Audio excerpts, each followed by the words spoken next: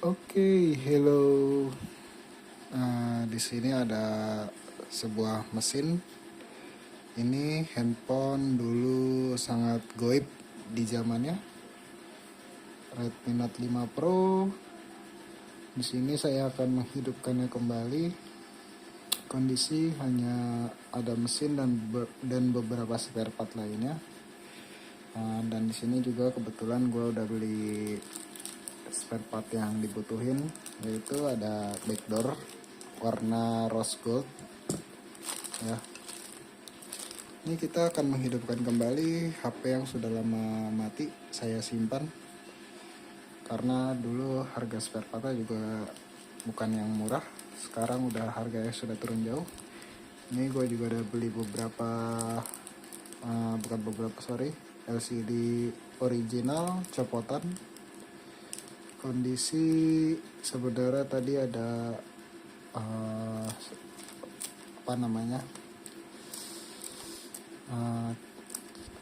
port charger dan beberapa part lainnya di atas, cuma gue copot. Nanti sekalian gue memperkenalkan ada apa aja itu yang di mesin HP ya, biar kita sama-sama belajar apa aja itu yang ada di HP untuk kalian yang belum paham atau belum ngerti. Ini dia part lainnya.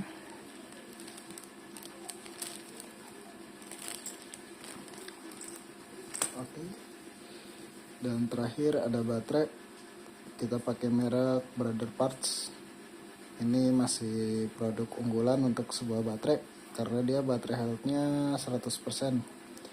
Garansinya juga panjang 1 tahun bila mana terjadi kembung atau kebocoran. Oke, kita mulai saja. Kita rakit. Pertama ada LCD-nya.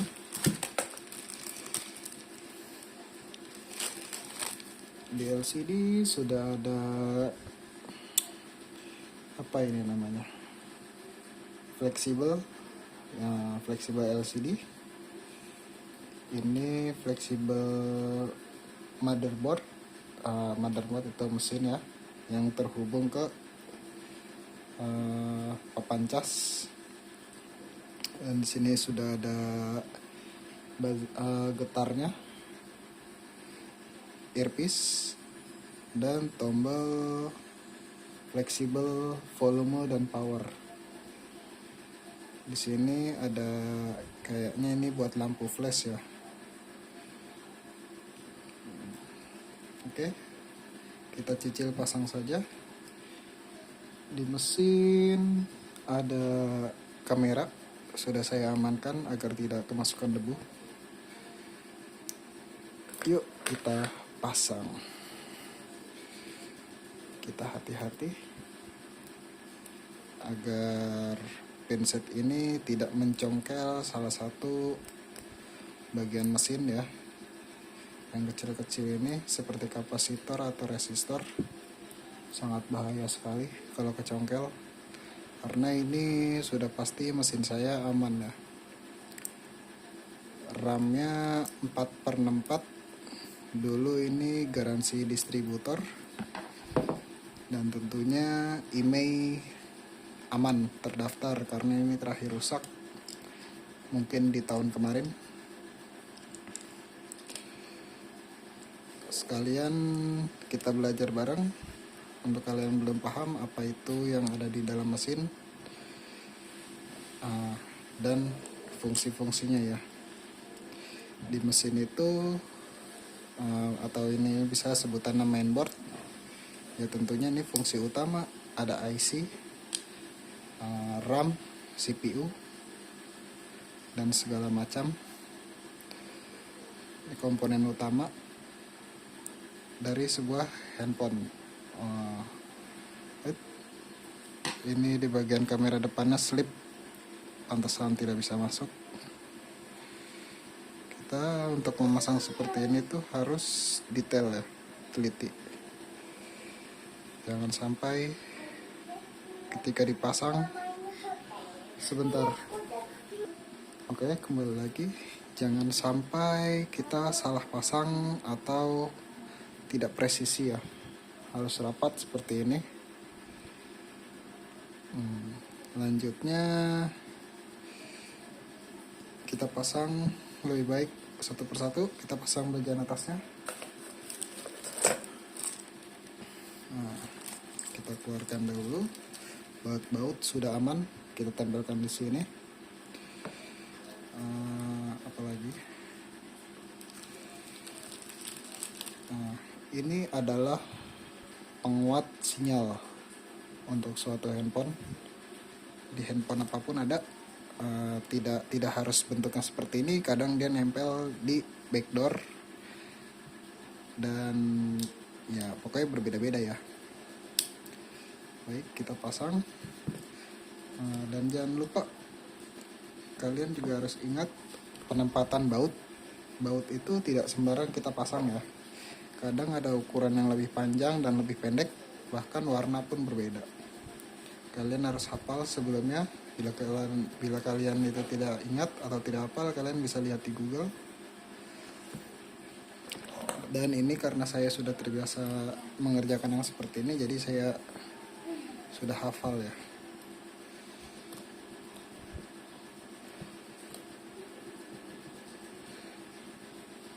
Oke, kita cek dulu aman. Kenapa harus dicek? Takutnya ada posisi yang tidak pas ketika nanti ditekan, amit-amit bisa kena LCD-nya. Baik. Sebentar, ada gangguan. Baik, kembali lagi. Kita ambil baut selanjutnya, masih di warna hitam. Kalau Redmi Note 5 Pro ini atau wired ini sedikit mudah untuk memasang bautnya atau menghafalkannya ya, titik-titiknya.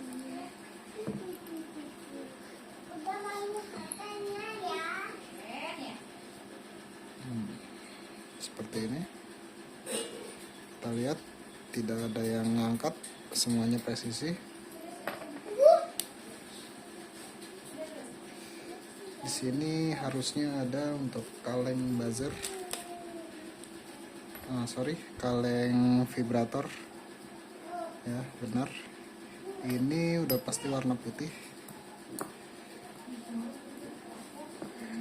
Kita jangan sampai salah pasang baut, karena baut putih dan hitam ini panjangnya berbeda. Takutnya saat kita asal pasang baut, dia malah panjangnya itu berlebih dan tembus ke LCD, pada akhirnya bisa menjadi LCD-nya pecah, tertekan, pecah di bagian dalam. Itu bisa mengakibatkan tompel LCD, langsung garis-garis dan semacamnya ya. Dan itu bisa merugikan kita. Oh ya, untuk LCD ini saya dapat di harga 200.000. Berikut papan cas dan antenanya. Mana lagi? Sini warna putih. Kita cabut saja semua.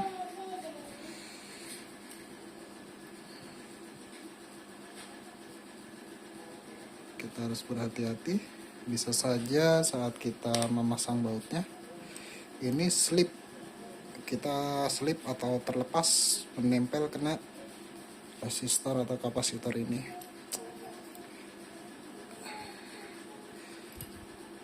Jadi untuk pekerjaan seperti ini bisa dibilang tergolong mudah, tapi untuk yang tidak berpengalaman sebaiknya hati-hati, berikan saja kepada jasa yang bisa mengerjakannya.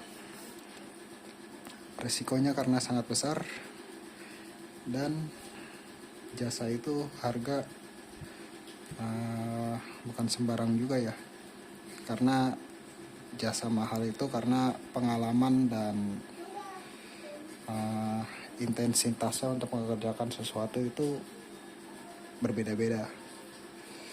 Di ini ada papan cas, board charging. Di board charging ini terdiri dari pertama casan ya, buat ngecas, berikut IC. Ini ada jack audio, kabel antena, dan tentunya mic. Ini mic untuk suara. Jadi kalau kalian nelfon itu tidak ada suaranya, kalian harus ganti papan cas ini, minimal original. Kenapa original? Karena original ya fast chargingnya berjalan, pengecasan stabil, dan aman buat handphone. Baik, selanjutnya kita sambungkan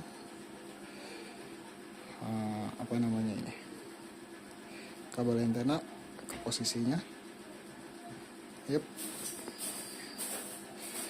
Ini sangat kecil. Mantap. Kita harus berhati-hati, takutnya sudah rapuh. Kita pasang juga ini.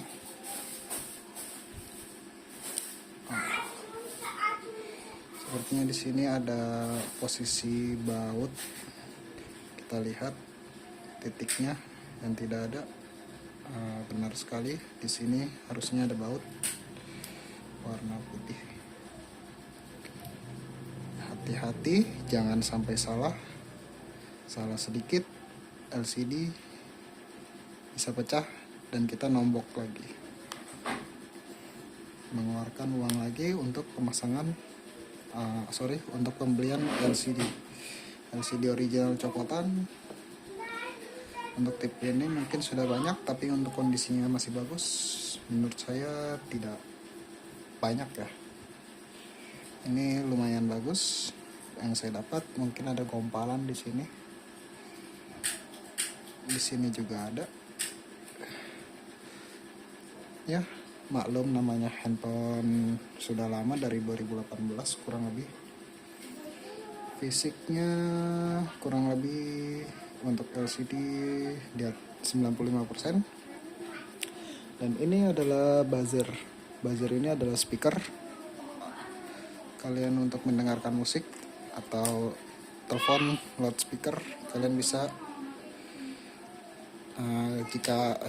jika kalian bermasalah, kalian cukup mengganti ini saja. Harganya sangat murah dan pergantiannya sangat mudah. Ini untuk membeli tidak perlu original, yang KW pun tidak masalah.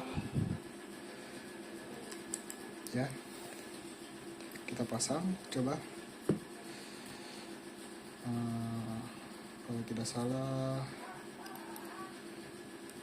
sebelah sini putihnya kanan kiri.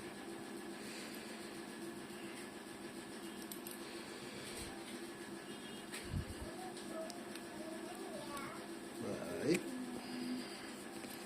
hitam. Semoga kita punya baut tidak kekurangan ya, dalam artian tidak kekurangan atau tidak kehilangan. Karena kehilang satu tidak masalah, tapi lebih bagus komplit. Oke, selanjutnya kita pasang baterai. Kita baterai pakai merek Brother Parts. Kita pasang. Di sini sudah ada double tipnya tadi ya.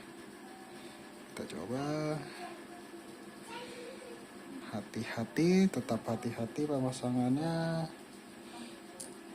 Karena untuk seperti ini aja, kalau kita memaksa untuk memasang jika belum pas, itu bisa rontok.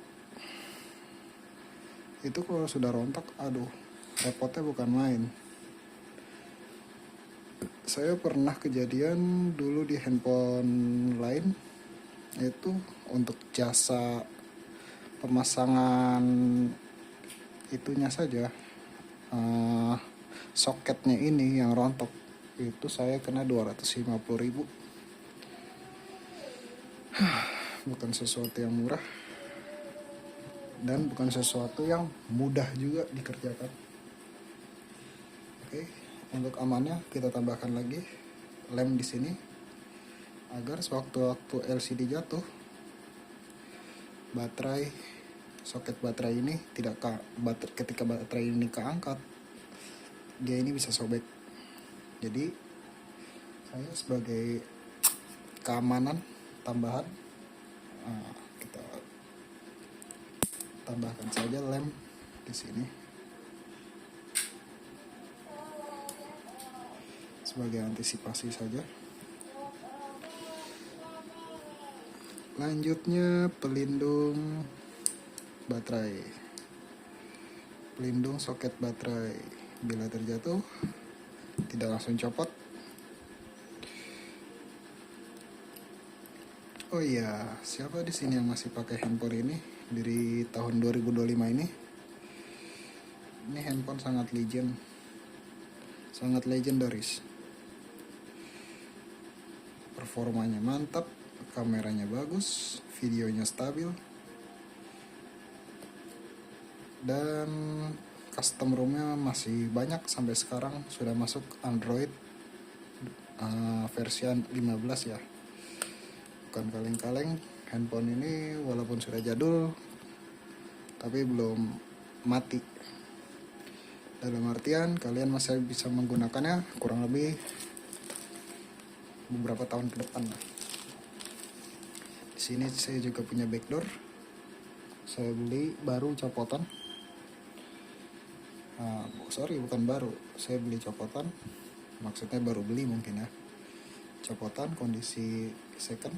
Kita lihat kondisinya. Sini ada gompal. Tidak masalah, wajar. Tapi lain-lainnya mulus. Oh, di sini ada gompal lagi. Kaca kameranya mulus. Kenapa saya berani bilang original? Karena untuk yang versi KW itu biasanya tidak ada ini ya, penghantar panas, dan tidak ada ini saya pun tidak tahu apa namanya, yang pasti berfungsi atau penting juga untuk sebuah handphone. Kalau nggak penting tidak mungkin pabrik memasangnya ya, atau menggunakannya. Sini ada fingerprint sesuai warnanya rose gold. Saya dapat di harga 100.000 satu set, termasuk slot SIM card. Sip. Kita coba pemasangan. Kita sembari nostalgia untuk handphone ini. Bismillah, semoga bisa nyala. Saya punya SIM card.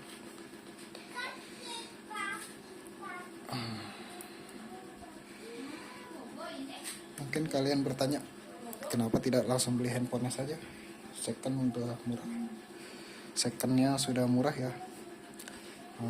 Kenapa? Karena mesinnya ini, pertama saya mesin masih bagus.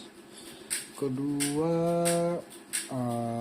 ya ada kenangannya di dalam, baik foto atau file lama saya.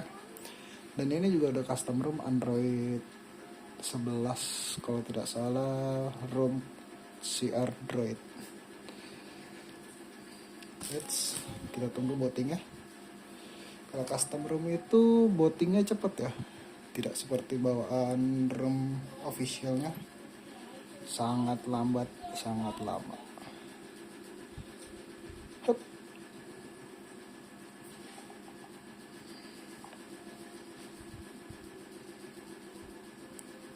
Wow, masih berfungsi, nyala. Kita tes LCD-nya. Cakep, tidak ada masalah.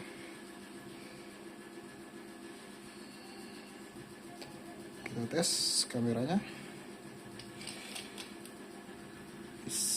Cakep, masih mulus videonya.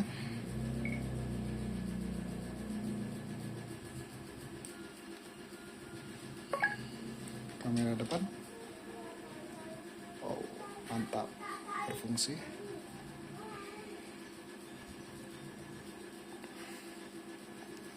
coba apa lagi,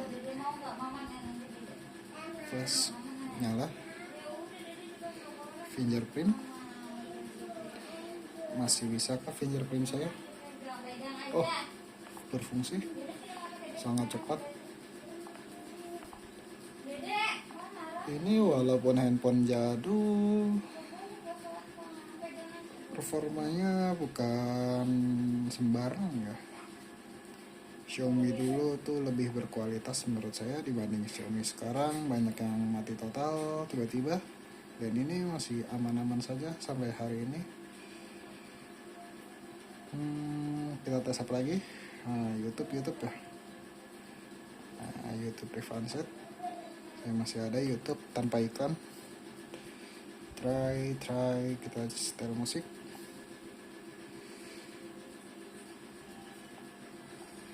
Kita coba setel.